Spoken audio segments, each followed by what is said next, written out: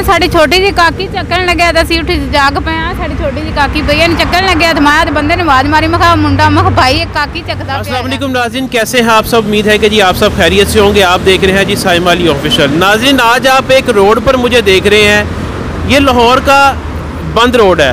यहाँ पर एक हादसा होता है और ऐसा खौफनाक हादसा, फैमिली भी यहाँ पे मौजूद है, फुटपाथ पर वो अपनी ज़िंदगी गुजार रहे हैं। आए उनसे बातचीत करते हैं, आपको दिखाता हूँ कि शदीद सर्दी की रातों में कैसे वो अपना गुजारा कर रहे हैं और ऐसा क्या हादसा पेश आया कि इसी रोड पे हादसा होता है और वो फैमिली यहीं पे रहने के लिए मजबूर हो जाती है। आए उनसे बात करते हैं। और जैसा कि नाज़रीन आप देख रहे हैं जी, ये वो फैमिली है, इनके साथ छोटे छोटे बच्चे हैं 3। इनसे बात करते हैं और जानते हैं कि जी ये यहाँ पर क्यों बैठे हैं और ऐसी क्या मजबूरी इनके साथ पेश आई, ऐसा क्या हादसा हुआ।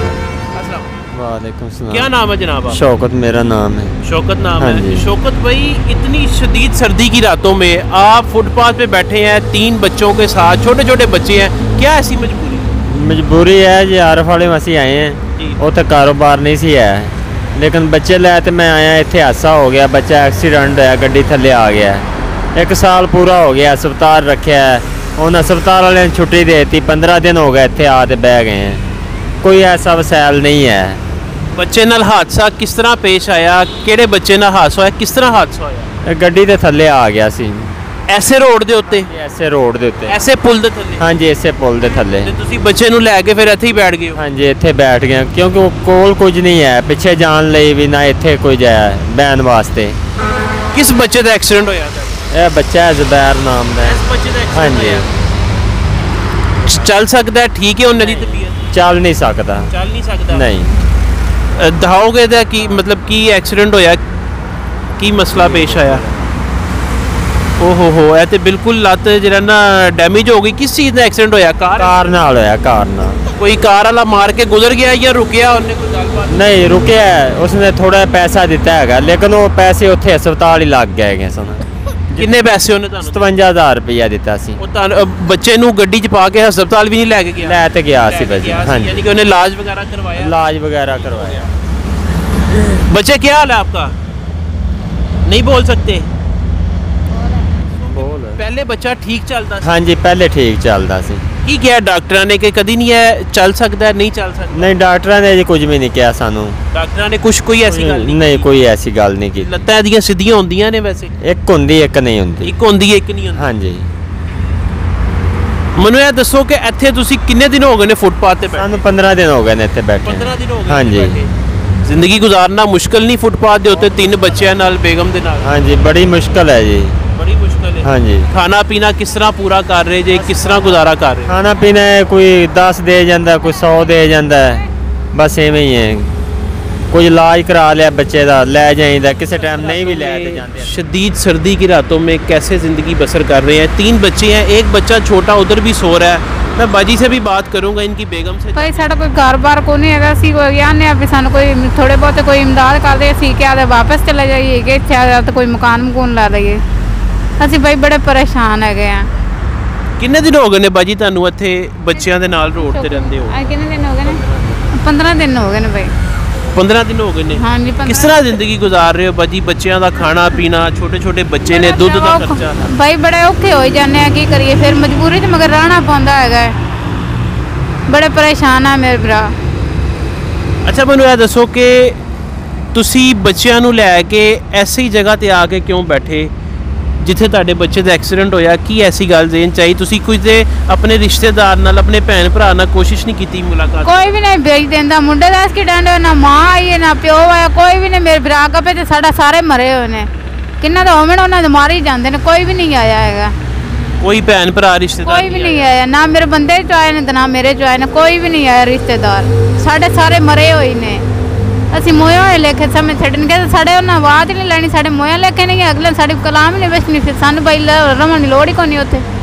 अच्छा बाजी, मैनू यह दसो कि खाना पीना किस तरह पूरा करते हो? किस तरह गुजारा होता है? सुबह ना एक बाबे जमते ने, वो नाश्ता दे जाते हैं, वो असीं खा भी लेने। शाम का सानू कोई इत्थे कोई 10-20 दे तो उन्हें कर लेंदे कि ना इतना असीं चुप कर बैठे रहिंदा है। अच्छा, इत्थों इन्ने लोग गुजरते ने, काफ़ी इत्थों आवाम गुजरते, गड्डियां वाले गुजरते ने, किसी ने देख के मदद करने की कोशिश नहीं की? नहीं, कोई नहीं करते पे। ਬਸ ਦੇਖ ਕੇ ਗੁਜ਼ਰ ਜਾਂਦੇ ਨੇ। ਗੁਜ਼ਰ ਜਾਂਦੇ ਨੇ, ਕੋਈ 10 ਦੇ ਦਿੰਦਾ, ਕੋਈ 20 ਦੇ ਜਾਂਦਾ, ਬਸ ਅੱਲਾਹ ਇੰਨੀ ਪਾਕ ਜੀ ਗੁਜ਼ਰ ਤੁਹਾਡੀ ਮੁਸ਼ਕਿਲਾਂ ਆਸਾਨ ਕਰੇ, ਅੱਲਾਹ ਪਾਕ ਤੁਹਾਡੇ ਬੱਚੇ ਨੂੰ ਸਿਹਤ ਦੇਵੇ। ਯਕੀਨ ਕਰੋ ਕਿ ਇੰਨੀ ਸ਼ਦੀਦ ਸਰਦੀ ਦੀ ਰਾਤਾਂ 'ਚ ਮੈਂ ਜਦੋਂ ਤੁਹਾਨੂੰ ਦੇਖਿਆ ਮੈਨੂੰ ਵਾਕਈ ਬੜੀ ਤਕਲੀਫ ਹੋਈ ਹੈ ਕਿ ਤੁਸੀਂ ਕਿਸ ਤਰ੍ਹਾਂ ਇੱਥੇ ਆਪਣੀ ਜ਼ਿੰਦਗੀ ਗੁਜ਼ਾਰ ਰਹੇ ਹੋਵੋਗੇ। ਤੇ ਮੈਨੂੰ ਇਹ ਦੱਸੋ ਭਾਜੀ ਕਿ ਪਿੰਡ ਦੇ ਵਿੱਚ ਐਕਸੀਡੈਂਟ ਹੋਣ ਤੋਂ ਪਹਿਲੇ ਜਦੋਂ ਤੁਸੀਂ ਉੱਥੇ ਰਹਿੰਦੇ ਸੀ ਪਿੰਡ 'ਚ ਕੀ ਹਾਲਾਤ ਸੀ ਤੁਹਾਡੇ? ਪਿੰਡ ਜੀ ਬਈ ਇਵੇਂ ਭੁੱਖੇ ਬਾਜ ਹੁੰਦਾ, ਇੱਕ ਟਾਈਮ ਖਾ ਲੈਂਦੀ, ਇੱਕ ਟਾਈਮ ਨਹੀਂ ਖਵਾਉਂਦੀ। ਸਿੱਧੀ ਗੱਲ ਹੈ, ਭੈਣ ਭਰਾਵਾਂ ਬੰਦਾ ਸਿੱਧੀ ਗੱਲ ਕਰ ਦੇਵੇ, ਇੱਕ ਟਾਈਮ ਖਾਣੀ, ਇੱਕ ਟਾਈਮ ਖਾਣੀ ਨਹੀਂ। ਮਕਾਨ ਕਿਸੇ ਦੇ ਬੈਠੇ ਸੀ, ਉਹਨਾਂ ਉਹ ਹੀ ਕੱਢ ਦਿੱਤਾ, ਉਹਨਾਂ ਆਖਿਆ ਬਈ ਜਾਓ ਤੁਸੀਂ। ਕਿਸੇ ਦੇ ਮਕਾਨ 'ਚ ਬੈਠੇ ਸੀ ਉਹ ਵੀ ਉਹਨਾਂ ਨੇ ਕੱਢ ਹਾਂ, ਉਹਨਾਂ ਉਹ ਵੀ ਕੱਢ ਦਿੱਤਾ, ਉਹਨਾਂ ਆਖਿਆ ਜਾਂਦੇ ਰਹੋ ਤੁਸੀਂ ਆ ਜਾ। ਫਿਰ ਇੱਥੇ ਲਾਹੌਰ ਆਏ, ਲਾਹੌਰ ਹੀ ਸਾਡਾ ਕੰਮ ਨਹੀਂ ਬਣਿਆ ਹੈਗਾ, ਫਿਰ ਇੱਥੇ ਹੱਥ ਬਹਿ ਗਏ। ਸਮਾਨ ਹੀ ਸਾਡਾ ਲੋਕਾਂ ਨੇ ਚੱਕ ਲਿਆ। ਸਮਾਨ ਵੀ ਲੋਕਾਂ ਨੇ ਚੁੱਕਿਆ? ਹਾਂ, ਸਮਾਨ ਬਿਸਤਰੇ ਮੁਸਤਰੇ ਮੰਜੀਆਂ ਮੁੰਜੀਆਂ ਸਾਰਾ ਕੁਝ ਲੋਕਾਂ ਨੇ ਚੱਕ ਲਿਆ। ਆ ਸਾਨੂੰ ਵਾੜ ਗਵਾੜ ਕੋਈ ਇੱਥੇ ਹੁਣ ਇੱਥੇ ਆਇਆ ਤਾਂ ਇੱਥੇ ਸਾਨੂੰ ਕਿਸੇ ਨੇ ਇਮਦਾਦ, ਕੋਈ ਬਿਸਤਰਾ ਦੇ, ਕੋਈ ਕੁਛ ਦੇ, ਕਿਤੇ ਕਿਸੇ ਦੇ। ਇਸ ਤਰ੍ਹਾਂ ਅਸੀਂ ਆਪ ਗੁਜ਼ਾਰਾ ਕਰਦੇ ਪਏ ਭਾਈ।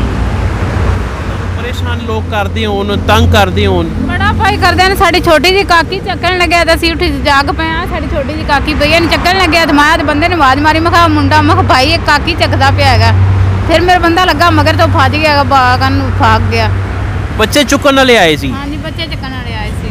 नाज़रीन ये देखें, छोटी सी बच्ची है, शायद ये बिल्कुल सो रही है। मैं सर्दी बहुत है, मैं इसको उठाना नहीं चाह रहा, वरना मैं आपको दिखाऊं। अगर मेरा कैमरामैन दिखाए तो ये देखें, इस बच्ची को उठाने के लिए आए थे यहाँ पे। मैं आपने भाई टोर सकती, मैं आप लेता तो मुथा जाएगी। मैं रेड़ ते काम करना, रेड़ ते काम आदा करदी होनी। मैं टोर तोड़े तरह टोर नहीं सकनी, ना खलो सकनी हैगी है। ਤੁਸੀਂ ਚੱਲ ਨਹੀਂ ਸਕਦੇ? नहीं चल नहीं सकती, मैं बाहर ते काम करना। एक बंदा मेरा ਚੱਕ ਤੇ ਮੈਨੂੰ ਲੈ ਜਾਂਦਾ ਹੈਗਾ, ਟੋਰ ਨਹੀਂ ਸਕਦੀ ਪਈ ਮੈਂ। ਅੱਲਾਹ ਪਾਕ ਬਾਜੀ ਤੁਹਾਡੀਆਂ ਮੁਸ਼ਕਿਲਾਂ ਆਸਾਨ ਕਰੇ। ਅੱਛਾ ਬਾਜੀ, ਇਹ ਤੁਸੀਂ ਫੜੋ ਥੋੜੇ ਜਿਹੇ ਪੈਸੇ, ਠੀਕ ਹੈ? ਇਹ ਤੁਸੀਂ ਨਾ ਬੱਚਿਆਂ ਵਾਸਤੇ ਦੁੱਧ ਸ਼ੁੱਧ ਤੁਸੀਂ ਲਿਆਓ, ਬੱਚਿਆਂ ਨੂੰ ਖਾਣਾ ਸ਼ਾਨਾ ਖਵਾਓ ਤੁਸੀਂ, ठीक है? परेशान नहीं होना, इंशाल्लाह अल्लाह पाक आसानी पैदा करेगा। जी तो नाज़रीन, जैसा कि आपने देखा इस फैमिली की क्या परेशानी है और किस तरह ये अपनी ज़िंदगी बसर कर रहे हैं। यकीन करें, किसी माँ बाप का दिल नहीं करता कि अपने छोटे छोटे बच्चों के साथ शदीद सर्दी की रातों में फुटपाथ पर ज़िंदगी गुजारें। ये आरफ वाला में अपनी ज़िंदगी गुजार रहे थे, मेहनत मजदूरी कर रहे थे, इनके साथ एक हादसा पेश आता है और जैसे भी है बहरहाल यहाँ पे ज़िंदगी गुजारने के लिए वो मजबूर हो जाते हैं।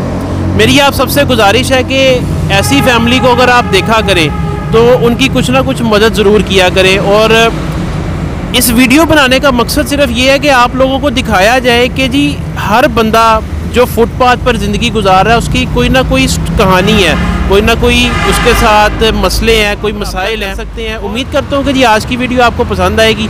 चैनल को सब्सक्राइब करें, अगर फेसबुक देख रहे हैं तो पेज को लाइक करें। मिलते हैं आपको किसी नेक्स्ट वीडियो के साथ। अल्लाह हाफिज़।